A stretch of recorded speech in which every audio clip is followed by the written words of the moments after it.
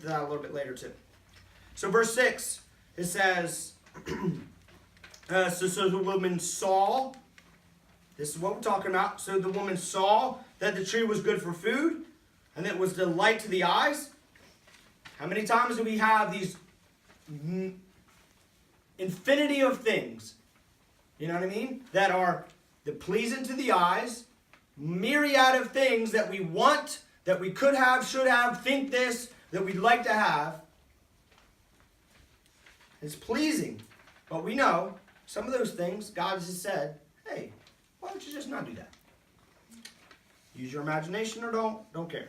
Whatever those things are, we know what's right, we know what's wrong, so let's focus in on that. But Eve says, it looks good, seems right, and that the tree was desired to make one wise. Who knows?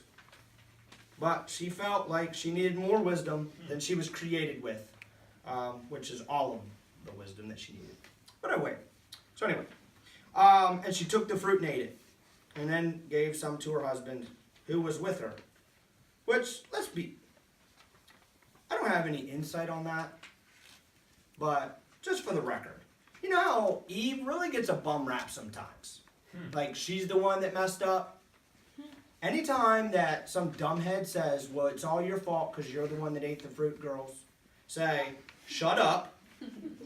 You were right there with me. Verse 6. Who was right there with her, and he ate. Yeah, I guess you fell first, but you're right there. I was right there with you. Anyway, so verse 7. Then the eyes of both were opened, and they knew that they were naked, and they sewed fig leaves together and made themselves loincloth. So the rest of this whole thing, I'll get into a little bit in verse 9 also. But the rest of this whole thing, I really want to focus in, and don't hear me focusing in on that they were naked. That's not the important thing. But the important thing is that they saw that they were naked. And they saw that they were something that they weren't created to be, right?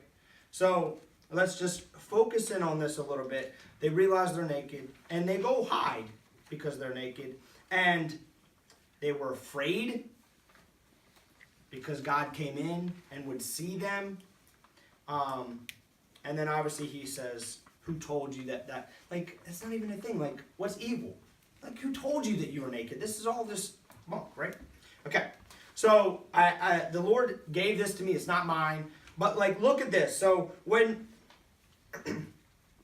you guys are awesome. You guys are really mature, and you're going to get it, right? So, don't hear me talking about people being naked. But, when you're naked, there's imagine if you will, you know, Adam and Eve in the garden, and they're naked. So there's freedom in this place, right? There's freedom, there's perfection, and there's purity, right? So we understand in this range and in the garden, all those things are true. They're free to do whatever they want. They have dominion over all the animals. They can do whatever they want. They can eat of all the trees. They have no chains on them at all. They're free to do whatever they want. They're perfect. They were created that way, perfect in the garden, walking with God. And they're pure. They're perfect. They're pure. So as soon as they're naked, right? As soon as they sin, they realize that they don't have clothes on, and they start sewing stuff together to cover themselves. Why? What's the opposite? You understand? Everything's going to turn on its head. The opposite of freedom is what? Bondage, right? So the second that they sin, now they're in bondage. They're in bondage to sin. They're in bondage to the things that the world is going to tell them they need. And the first thing that the world tells them is that they're naked and they need to be covered up. Thank the good Lord that they created clothes, because that would be weird. But it shouldn't be, I guess is the point.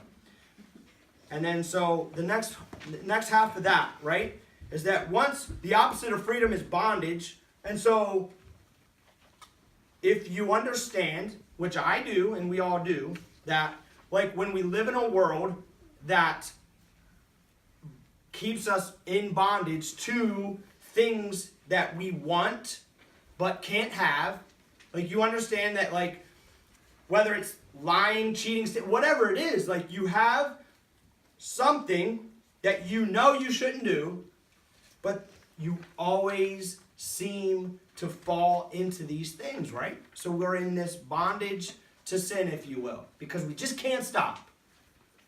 We're going to get into that later. You are not in bondage to sin anymore.